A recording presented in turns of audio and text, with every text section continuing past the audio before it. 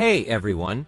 Today we're exploring the story of one of the most legendary figures in human history, Gilgamesh, the semi-mythical king of Uruk. He's not just any king, he's the hero of the oldest epic ever written, a story that predates Homer's Iliad and Odyssey by over 1,000 years. The Epic of Gilgamesh isn't just ancient literature, it's the world's first great epic, and it has captivated humanity for centuries. Now, Gilgamesh was no ordinary ruler. In fact, historical evidence suggests he was a real person, the fifth king of Uruk, reigning around the 26th century BCE. Ancient inscriptions credit him with building the massive walls of Uruk, which were legendary in their time. In the epic, these walls symbolize his legacy and his quest to leave a lasting mark on the world.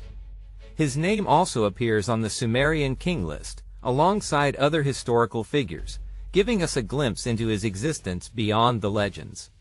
But what made Gilgamesh truly unforgettable were the incredible stories that grew around his reign. He wasn't just a king, he was a demigod. His father was said to be the priest-king Lugalbanda, and his mother was the goddess Ninsun, giving him superhuman strength and an extraordinarily long life. Over time, his deeds became so legendary that he was worshipped as a god, inspiring countless tales, including the epic that bears his name. The heart of the Epic of Gilgamesh is a story about the quest for the meaning of life. It begins with Gilgamesh as a proud and reckless king, whose people pray for relief from his excesses. The gods respond by creating Enkidu, a wild man who becomes Gilgamesh's closest friend. Together they embark on heroic adventures, like defeating the monstrous Humbaba and the Bull of Heaven. But their greatest trial comes when Enkidu dies, leaving Gilgamesh devastated and terrified of his own mortality. This fear of death drives Gilgamesh on a journey to find Utnapishtim, a mystical figure who survived a great flood and was granted eternal life by the gods. Along the way, Gilgamesh faces numerous challenges, and while he ultimately fails to achieve immortality, he gains something far more valuable, a deeper understanding of life's purpose. The epic suggests that immortality isn't about living forever, but about the legacy we leave behind through our actions and relationships. The stories about Gilgamesh didn't just spring up overnight. They evolved over centuries, drawing from earlier myths and oral traditions. For instance, he's mentioned in the Sumerian tale of Inanna and the Hulapu tree, where he helps the goddess Inanna by defeating a snake and other pests infesting her sacred tree. This early appearance as a heroic figure shows how deeply he was revered even before the epic was written. The version of the Epic of Gilgamesh we know today was compiled by the Babylonian writer, Shin-Leqi-Anini, around 1300 to 1000 BCE. But the stories it tells were already ancient by then.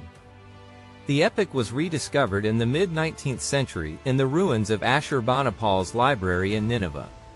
These clay tablets revealed that many biblical stories, like the flood narrative, were rooted in much older Sumerian myths.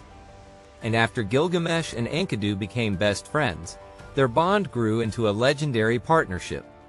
Together, they faced incredible challenges that would shape them forever. Gilgamesh, who once was a proud and selfish king, now found himself on a new path. After Enkidu's tragic death, Gilgamesh was overwhelmed with grief. Losing his closest friend forced him to face the reality of life and death. He realized that one day he too would die, and this thought terrified him. He didn't want to be forgotten, so he set out to find a way to live forever. During his journey, Gilgamesh met wise people who tried to help him understand life. Siduri, a kind tavern keeper, told him to enjoy life's simple pleasures and make the most of the time he had. But Gilgamesh couldn't stop thinking about his fear of death. He wanted more than temporary happiness, he wanted to escape mortality. He then found Utnapishtim, a man who had been made immortal by the gods after surviving a great flood. Utnapishtim explained that eternal life was a gift only the gods could give. He even gave Gilgamesh a chance to prove himself by staying awake for 6 days and nights, but Gilgamesh failed.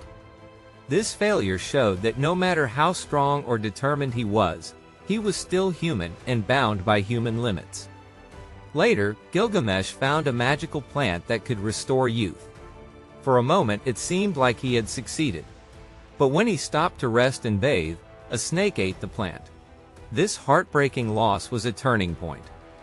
Gilgamesh returned home to Uruk with a new understanding of life. He looked at the walls of his city, which he had once seen as a symbol of his power, and realized they were built by the hands of many people over generations. It wasn't just his strength, but the combined efforts of humanity that created something lasting. Gilgamesh learned that immortality doesn't mean living forever. Instead, it's about leaving behind a legacy. His adventures, his struggles, and even his failures became part of a story that would never be forgotten. This story was his true immortality, teaching future generations about the value of life. The Epic of Gilgamesh connects with everyone who has ever wondered about the meaning of life and death. It reminds us that while we can't live forever, we can make our lives meaningful by the way we live, the people we help, and the stories we share. Gilgamesh's journey is a timeless reminder that the impact we have on others is what truly lasts.